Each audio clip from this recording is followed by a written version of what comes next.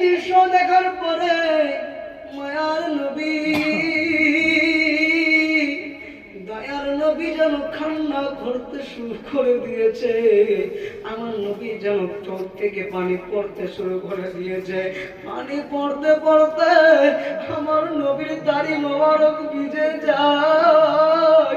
সাহাবারা বলছেন, ইয়া রাসূলুল্লাহ, ইয়া হাবিবাল্লাহ, নবী গো, বলুন আপনি কেন কান্না করছেন?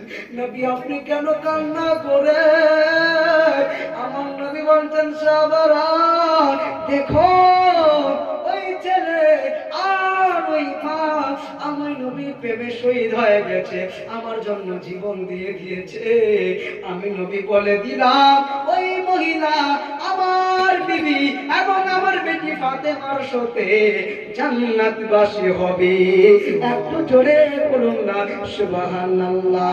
দুইটা হাত উঠায়া বলুন ইয়া রাসূলুল্লাহ। বলেন না বাবা ইয়া রাসূলুল্লাহ।